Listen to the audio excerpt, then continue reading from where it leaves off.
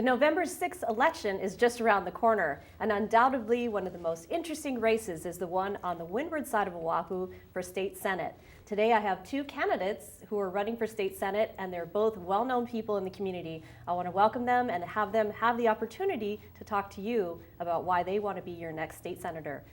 Aloha and welcome to the show. Thank you, Malia. Thank you, Malia. Fred Hemmings, Hello, Laura. State Senator from 2000 to 2010, and Laura Thielen, you've worn many hats in the community, including being on the Board of Education and also Department of Land and Natural Resources Chair. Mm-hmm. So I wanted to give you both a chance to talk briefly about your background and maybe why you want to take this crazy job. Laura, you want to start? Sure. I decided to run for the office because I was watching the legislature over the last 2 years, and I saw them working on passing bills and trying to pass other bills that would allow development to bypass zoning, bypass land use. And these are the permits that make sure that we maintain beach access, that we maintain our resources, and we maintain our quality of life. So if development creates a traffic hazard, that there's going to be safety mitigation that goes in with it. And so I felt that this was really the wrong direction to go in. Supposedly it was for economic development, but I think there's better ways to find jobs. And I think we want to have our community's quality of life come first. Fred? Well, I'm a born and raised local boy, and I've seen for years now people in the other party saying, well, I'm going to change this, I'm going to change that, and that's not what happens. They get changed and they become part of the problem, not part of the solution. Hawaii can achieve its destiny of economic independence, of reforming education, but not by doing the same thing and expecting different results. And so I offer an alternative to business as usual. We need a two-party system, and we need the checks and balances to have honest government, and that's why I'm running again. Hawaii deserves better. Okay, maybe you can tell us a little bit about, before we get into the top issues, maybe you can tell us a little bit about your experience on the Board of Education and as Department of Land Chair. Okay. I ran for the Board of Education back in 2001. I was a parent of public school child. My younger child wasn't yet in school. And I was concerned about the quality of student achievement in Hawaii. It's very low compared with the rest of the nation, and I know that we're capable of doing better. So I went on to the board, and I wanted to work to change the system from within the system, because I believe that's one very effective way to make change. And what I found was that the board was not interested in making change. And at that point, Randy Roth came to me, and he was working as a senior policy advisor for Governor Lingle, and asked if I would chair an education committee to look at ways to reform public education in Hawaii. So I did devote a lot of time to that, working with a number of experts both in Hawaii and public school systems outside of Hawaii to come up with a reform plan. The keystone of that plan was rejected by the legislature, but there were a number of elements of that plan that were adopted by the legislature. And I think the other thing that happened was when we first came in, the DOE was very adamant that it had no control over student achievement. And by the time we got through that fight on education, even though the keystone wasn't adopted, the DOE was starting to say that it should be held accountable and that it could improve student achievement. And what we've seen is some very slow gains in reading and math and other student achievement scores over the past few years.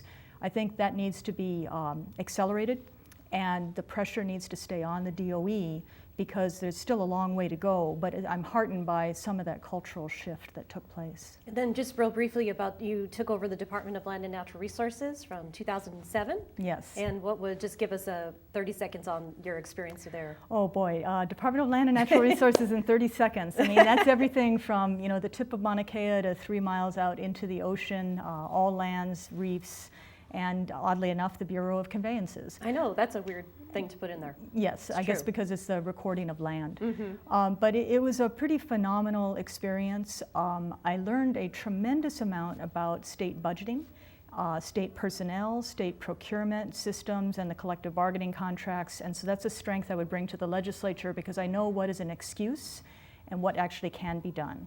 And so I think I can bring a level of knowledge and detail into the state legislature that most of the legislators don't have, because I've run a department. Okay, and then Fred, you have been a world champion surfer. Yes. I know that much, and you've written a book. Yes, and I've written several books. Written several books, okay. Tell us a Been a little. commentator and done a number of entrepreneurial things. I have not been a career politician throughout the 90s. I like to tell people I was cured. I got back into the Senate in 2000 and served. I'm quite proud I got a lot done. As a legislator in her dominion, the Department of Land and Natural Resources, I probably was involved in the largest commitment to the environment in the history of the country, because it was my idea, originated in my office, to create Papaʻnaʻamokuākea, which we're all very proud of as being the largest marine sanctuary in our nation. And at the time it was made, it was the largest one in the nation. So I am a conservationist, and I have gotten things done in that realm. I do want to touch on education, because my opponent Laura mentioned education and being on the Board of Education. When you look at the big picture, nothing's really changed. Our test scores vacillate, they go up a little bit, then they go back down. But over the last 10, 20, 30 years, our education system has had a lot of challenges. And the reason is structural, and the Board of Education's never made the changes, as the legislature has not and will not under the existing regime. And we need to decentralize public education. I'll give you an example. The Catholic Church has 32 schools. Their Department of Education is one secretary up at the Diocesan Center in the top of our district, Laura. Point is that schools with good principals can run themselves as chartered schools do. So there are solutions to the education problem, but doing the same thing from the same political people that have been doing it for years now, and they give nice names to things, we're going to reinvent education, and really what they do is they throw money at it, and the money and the resources never get to the classroom because they're being sucked up by this huge bureaucracy. So we need structural change in the education system, and as we need with our economy here, and I would like to touch on that when it's appropriate. Sure. We have a single industry economy, tourism. It's quite precarious. Yeah, well, we'll go into that next. Okay, let's tackle education first. We could spend 6 hours trying to talk about education, I know. But after 30 years. Right. But Laura, maybe you can just touch in on that. Is it too heavy on the top? Does the money follow the student, or does it stay in the bureaucracy? What's your thoughts on that? Well, certainly the money should follow the students, and the money should be in the classroom, and we do need a more decentralized education system. It is too structurally controlled in Honolulu, and that makes it very difficult, for the neighbor islands. I think it also makes the schools less accessible to the parents, the parents of the students there. And if they're not involved in the schools, especially at the elementary level, and they don't feel like a part of it, or that they can't change it, they get very frustrated with the system. So there's certainly a lot more that needs to be done in education. I think another area that probably doesn't get enough attention is the University of Hawaii Teachers College. People are looking at revamping the teachers' colleges around the nation because they're not doing a rigorous enough job preparing teachers to do well once they hit the classroom. And then we've talked for years about a principal's academy, because Fred is right.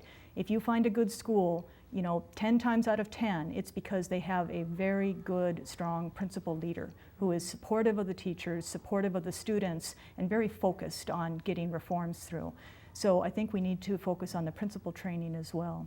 Okay, I'm going to ask you both the same question. If you could wave your magic wand, what were the 3 things you'd do to fix public education? The top 3 things, or 4 things, if you want to think about that. What would you do to tackle the change, to make the changes? Well, as a state senator, I would stop funding much of the bureaucracy. That's number one. But I do that after doing something that I put a resolution in for, and the DOE actually stopped it. There has not been a comprehensive fiscal audit of the DOE since 1973. They don't know where their money's going, much less the public and the taxpayers, and of course the Senate and the House are just rubber stamping everything they need. The one biggest thing that I think we can do to decentralize it and put resources back in the classroom is institute more chartered schools. Chartered schools are run by the charter, not by the DOE, and the DOE and the HSTA union leadership, not the rank and file teachers, are doing their best to put chartered schools out of business by underfunding them through the legislative process. The majority party consistently gives, $5,800 per kid. The average for, last I checked, there's 180,000 kids in the public education system. It's 2.4 billion, so if you do the math, it comes out to over 12,500 per kid in the public education system. The private school average is around 7,000. You can't say private schools spend more money, because they don't. And the product still is stagnating. So chartered schools is really one of the solutions besides decentralizing the bureaucracy and putting money back in the classroom. We just had a show on charter schools with Lynn Finnegan Yes, on as she's well. done a great job. She is, yes.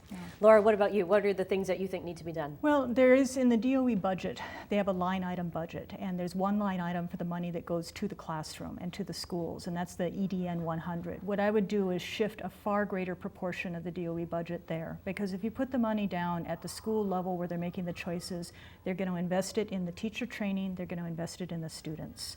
It's not that the DOE necessarily, at the central DOE, it's just going to have different priorities because they're going to be looking at the work they do day to day. The work the schools do day to day involves with teaching the kids. So I would be working on shifting that DOE budget into that EDN 100 to put more proportion of dollars down at the schools.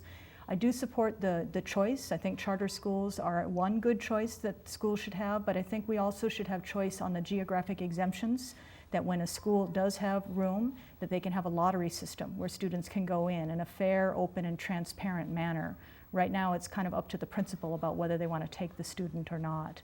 And so I think there's other ways that we can expand school choice. And then I think the last would be in training the people who are at the school level, the principals and the teachers. And that again would be through the University of Hawaii College of Education and principal training. Okay, now let's tackle another very big subject that's the important one across the nation. Everybody's talking about the economy and jobs. So in the state Senate, what would you do to boost the economy or help Hawaii, or let businesses create more jobs? What do you think? Well, first of all, I'm glad Laura agrees with me on education reform. We really do need to decentralize and put the resources back in the classroom. Chartered schools do that probably most effectively. The economic issue continues to be the single biggest challenge in Hawaii. We live a wonderful life because of the blessings of nature and the goodness of our people. But the facts are we're one of the most expensive places in the nation to live. We're driving away our youngest people. They're graduating from college and looking for jobs. They're just not, upper mobility jobs here. We're a service industry economy to our one big industry. And we have tried for the last 20 or 30 years under the political dynasty that runs the state, one formula, and that is tax more, spend more by big government. Budgets, Senator Sloan and I voted against some state budgets because they were growing twice as fast as the economy. That's unsustainable. It's what's leading to bankruptcy of other jurisdictions, not only in the United States, but in Europe too. So what we really need to do is reduce the size and cost of government. And I think that many politicians have been trapped into discussing how to raise taxes. And really the discussion has to be how to reduce government spending so you can reduce taxes and let the people keep their money and spend it as they see fit. We have the most regressive tax system in the nation. We tax the poor the most.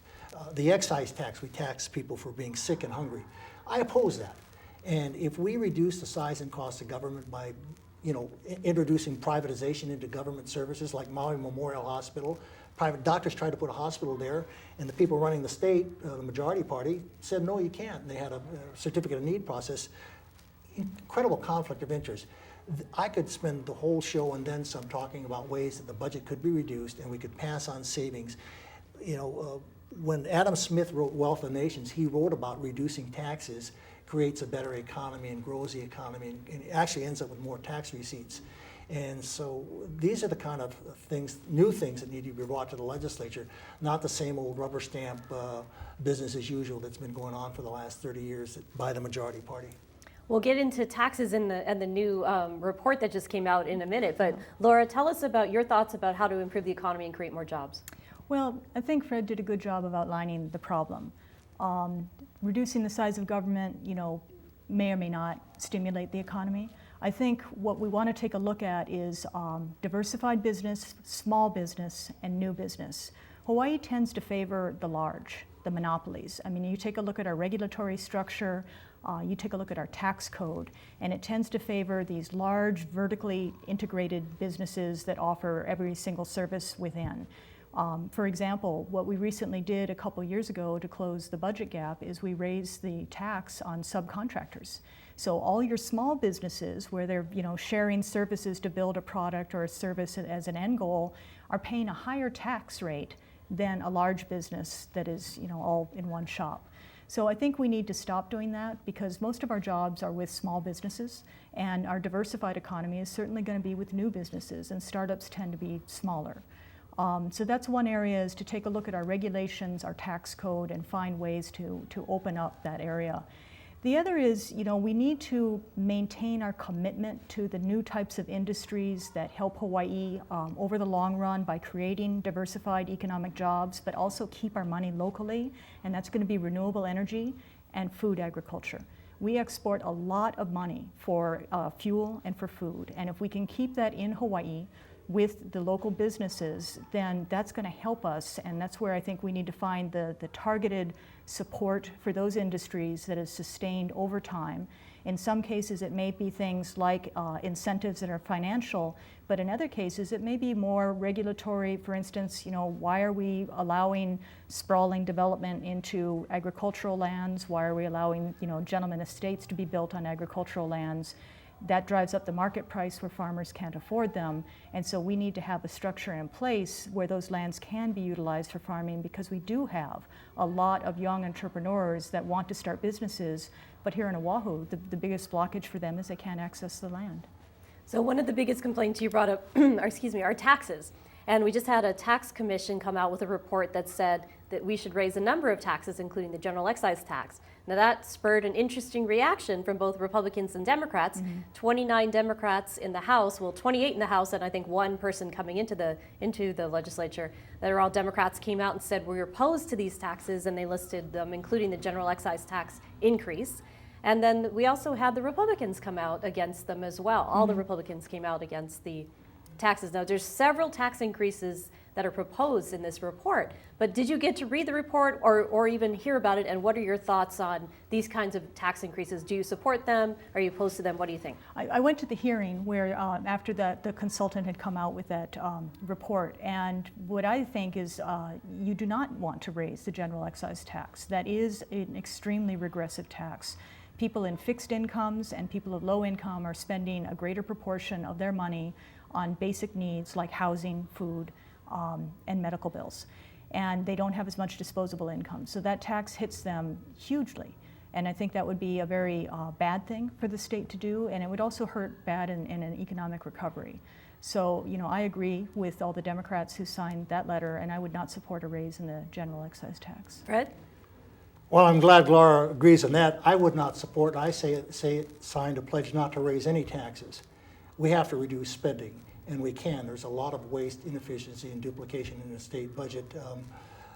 It's a political difference between myself and Laura. She's part of the system that increases budgets, increases spending. I don't think that's a difference. We just said that we agree on not raising the GET. Let me talk. Well, there are a lot of other tax recommendations, and I've made a pledge to not raise any taxes. Would you make the same pledge? I think I would support a flatter tax system and a more progressive tax system. That's not the question. Would you make a pledge not to raise taxes? I'm not going to make a simplistic pledge, because if you want to improve a tax system to make it more progressive and more fair, you may end up having a revenue neutral system that doesn't raise spending, but it may raise some taxes and lower others. Simplistic's a word that some people use to avoid a straight answer. I wouldn't raise taxes, period. Hawaii's people are overtaxed, and it's very regressive, and the poor people suffer the most because of the structure of our taxes. Tax reform is definitely needed. We need to get rid of all these crazy deductions and tax favoritism. The reason why we don't have a diversified economy is because people can't afford to make a profit in Hawaii. And we do have economic monopolies, because that's the only way you can survive. And one of the biggest monopolies is public education and the state hospital system, wasting hundreds of millions of dollars. So before we start talking about taxes and raising taxes, we really should be talking about reducing spending. And I can rattle off for the next 10 minutes hundreds of millions of dollars of tax cuts that we could pass on to the people if we reduced spending correspondingly. Government cannot afford to continue to grow the rate it's growing. It will eventually bankrupt us.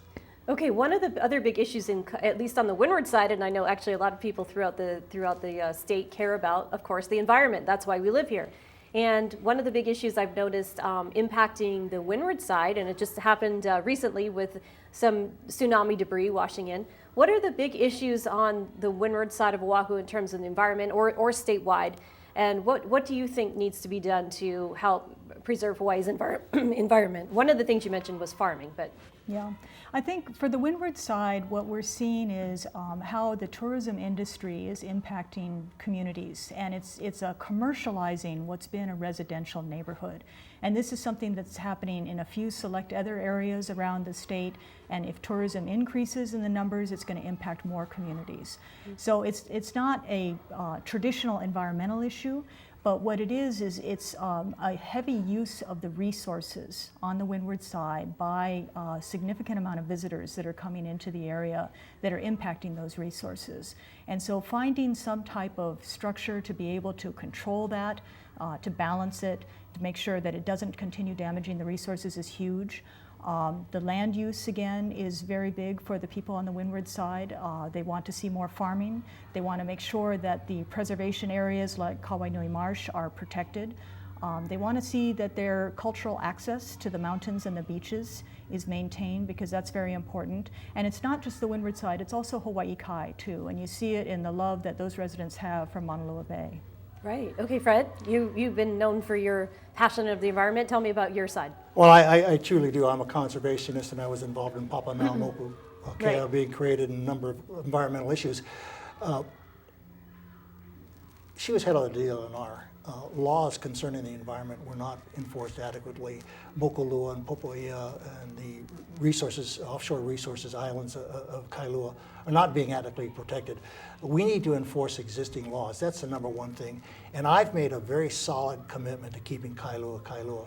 We do not want our district transformed into a tourist destination where laws are being broken and commercial activity is in residential and in parks. So we really need to make a strong commitment to enforcing. A lot of legislators say, well, I'm going to make a new law. Well, we don't need new laws. We need to enforce existing laws first and foremost. Now, I supported Bill 11, which really cut off any kind of commercial activity in our parks. And that was kind of city and county issue. City and county Yeah. issue. It is a county issue. Most of them are.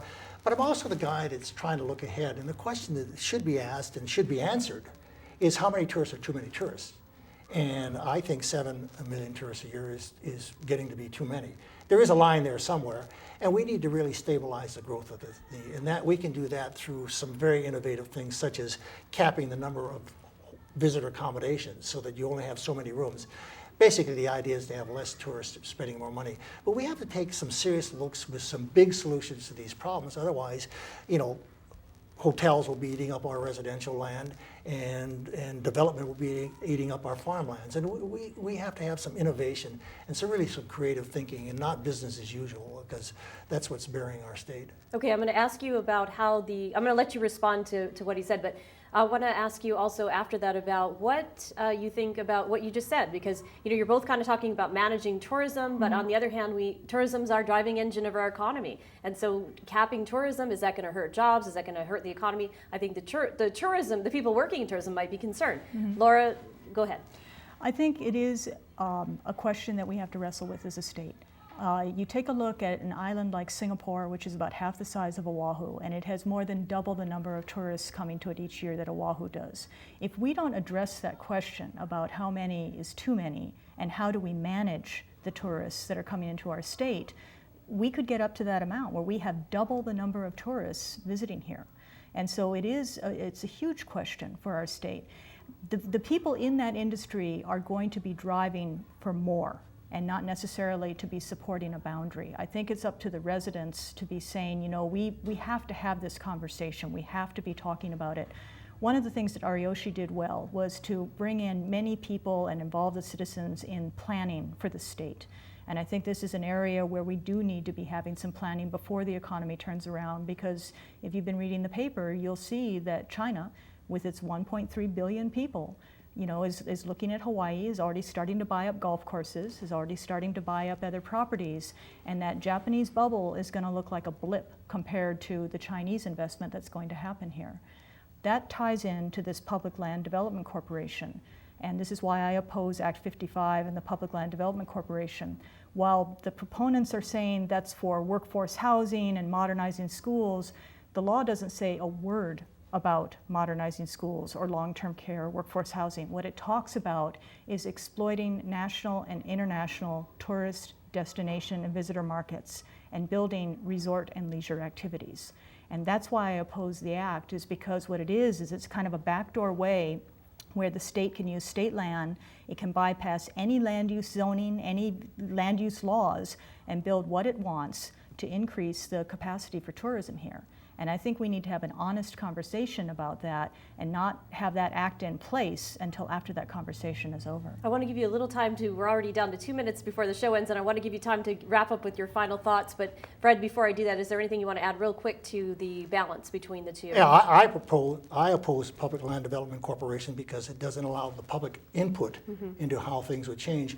But that's very similar to the proposal Laura made as head of Thielen when she had recreational renaissance. Absolutely different. If I could finish, I did look at recreational renaissance. I was on the committee that heard it, and it was turned down by Clayton He, and it did the same thing. It allowed public use of parklands and other ceded lands for the benefit of developing parks.